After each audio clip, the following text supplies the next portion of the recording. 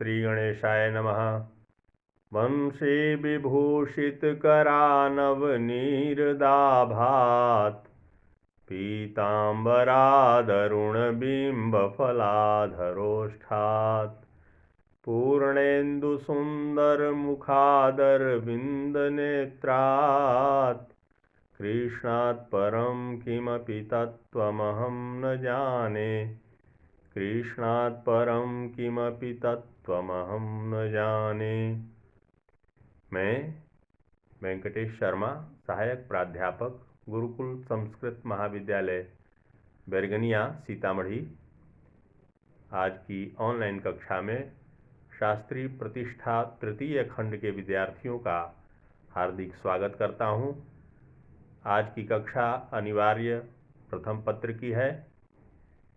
आज हम लोग संस्कृत साहित्य का इतिहास से पुराण के बारे में जानेंगे। पुराण के ऐतिहासिक महत्व पर आज प्रकाश डाला जाएगा। पुराणों की संख्या 18 है, ऐसा हमने कल भी बताया था।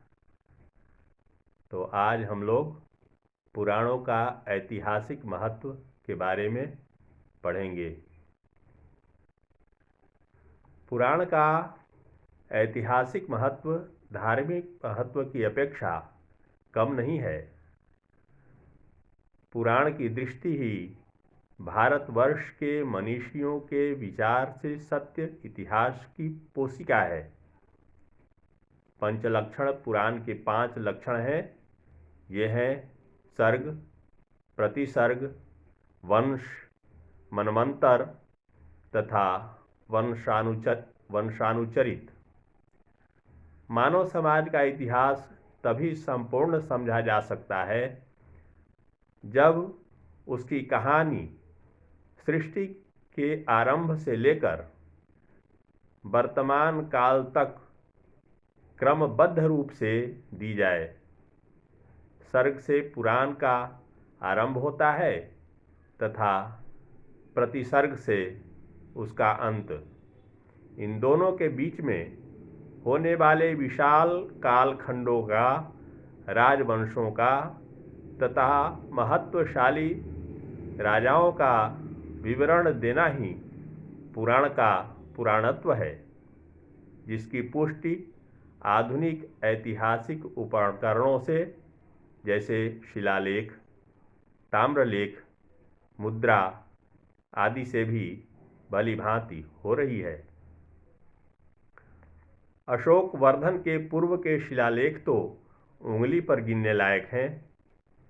राजा परीक्षित से लेकर राजा पद्मनंत तक का इतिहास पुराण के आधार पर ही इतिहासकार मनीषियों ने खड़ा किया है। यह इतिहास यथार्थ है, इसमें संदेह करने के लिए कोई स्थान नहीं है। यह शुभ लक्षण है कि पाटीजर साहब के एंशिएंट इंडियन हिस्टोरिकल ट्रेडिशन के अनंतर भारतीय तथा विदेशी विद्वानों का ध्यान पुराणों की ऐतिहासिक सामग्री की ओर आकृष्ट हुआ है और इस विषय के इधर प्रकाशित ग्रंथ प्राचीन भारतीय इतिहास के अंधकारपूर्ण काल के इतिहास को उज्ज्वल रूप से प्रकाशित करने में समर्थ हुए हैं। अंत में एक बात ध्यातव्य है कि पुराण के द्वारा निर्दिष्ट कतिपय भूमिपति नई खोज के आलोक में प्रकाशित होने लगे हैं।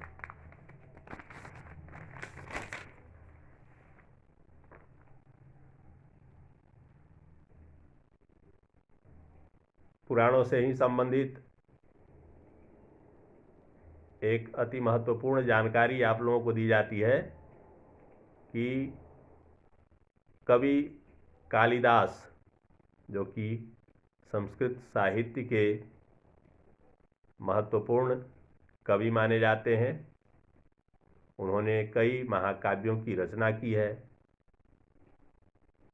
महाकवि कालिदास भारतीय तथा पाश्चात्य दोनों दृष्टियों में संस्कृत के सर्वमान्य कवि माने जाते हैं। आज हम कालिदास के विषय में भी कुछ जानकारी आप लोगों को उपलब्ध कराएंगे। नाट्य कला की सुंदरता निरखिए, काव्य की वर्णन छटा देखिए, गीति काव्य के सरस हृदयोद्गारों को पढ़िए। कालिदास की प्रतिभा सर्वातिशायिनी है। उनके काव्यों की जितनी ख्याति निश्चित है, उनकी जीवनी तथा काल निरूपण उतना ही अनिश्चित है। कालिदास की जन्मभूमि के विषय में बंगाल तथा कश्मीर के नाम लिए जाते हैं, परंतु यह अभी तक अनिर्णित ही है।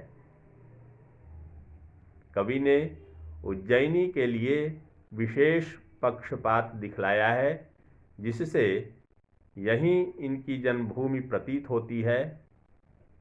मेघदूत में यक्ष रास्ता टेढ़ा होने पर भी श्री विशाला विशाला उज्जैनी को देखने के लिए मेघ से आग्रह करता है।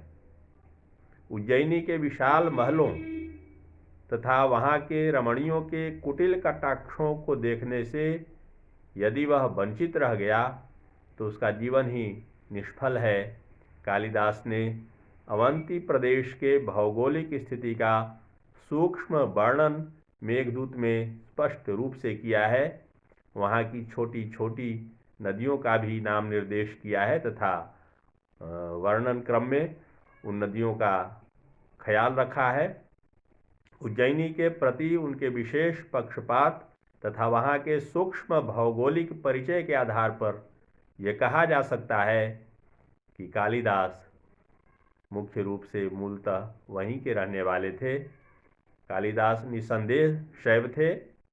इतिहासकार के अनुसार वे उज्जैनी के विख्यात ज्योतिर्लिंग महाकाल के उपासक थे। मेघदूत में महाकाल के प्रति उनका आग्रह इसका आधार माना जा सकता है।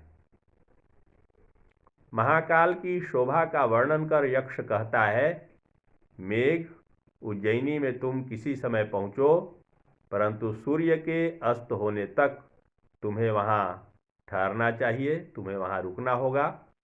प्रदोष पूजा के अवसर पर तुम अपना स्निग्ध गंभीर घोष करना, जो महाकाल की पूजा में नगाड़े का काम करेगा और तुम्हें अशेष पुण्यों का भाजन बनाएगा। इतना ही नहीं, कालिदास मंदिर में पूजार्थ नियत की गई देवदासियों से भी परिचय रखते हैं। यह प्रथा दक्षिण के मंदिरों में आज भी प्रचलित है। यद्यपि उत्तर भारत के मंदिरों में यह प्रथा न के बराबर है। उज्जैनी उदयन तथा वासवदत्ता के उदात्त प्रेम की क्रीड़ा स्थली है। आज समयाभाव के चलते कक्षा को यहीं विराम देते हैं। कालिदास के बारे में शेष जानकारी कल की कक्षा में दी जाएगी। धन्यवाद।